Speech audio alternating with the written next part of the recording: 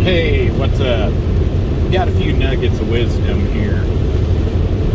I'm driving a high mileage Toyota Corolla, a 99, 247,000 miles on it. I'm taking a 800-mile trip in it. Do I care? Not really. Do I prefer higher mileage vehicles? Well, of course. You ask yourself why. Because generally they're good cars. People often get rid of them when they hit a certain mileage because A, they don't want to do the maintenance, or they did no maintenance. None. Those are the fun ones. So when you find those high mileage ones that you can tell no maintenance has been done, like zero, just go through, do the brakes, look at the suspension, get everything back up to snuff, and drive it. Are you going to care if it gets a scratch? Nah. Are you going to care if it gets a dent? But will it last you? I can guarantee it will. You just got to make sure the basics are good. If it's an automatic, make sure the fluid looks halfway decent and it shifts fine. If it's a manual, make sure the clutch engage is good.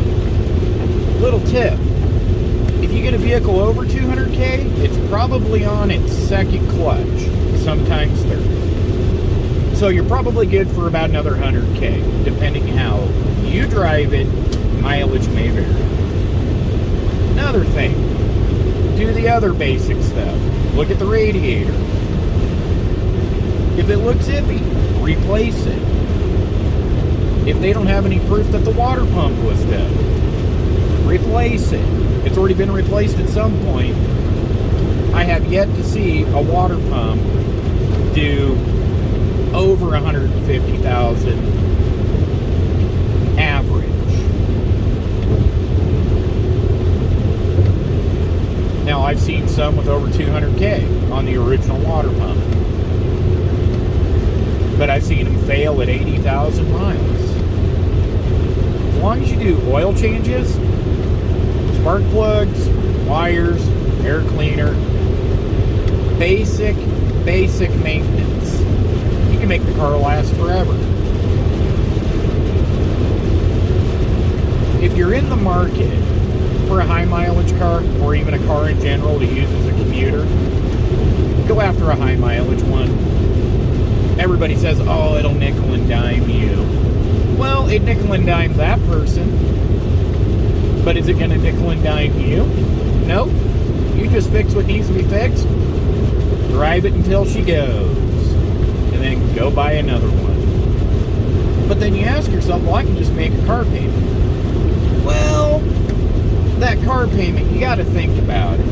If you're paying $400 or $500 a month plus insurance, let's call it $600 to $750 a month out of pocket. Take this Corolla. This thing picked it up dirt cheap. Dropped in about 750 bucks. Can this thing make it a year or two without anything major happening? Probably. Look at the cost savings. I know that new shiny car that you want, but if you invest your money in a high mileage car, it'll actually last you. Sure, you won't win any awards, but it'll get you there. I just thought I'd share that nugget of information. I personally have been driving high mileage vehicles a good chunk of my life. I actually prefer them. The newer cars with lower mileage, I'm kind of iffy on them. I've had one, had issues with it, but yet, pick up a cheap car. As long as it doesn't have anything major wrong with it, or if you're mechanically inclined, you can fix it. Or you can pay someone to fix it.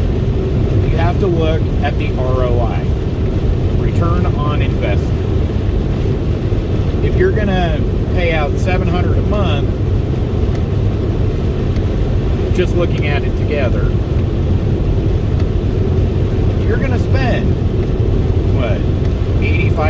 $1,000 a year for a vehicle, average, when you could literally just pick up a cheap $500 to $1,000 car, fix what's wrong with it, get a couple of years out of that, and do that every couple of years. Save money. Don't spend it.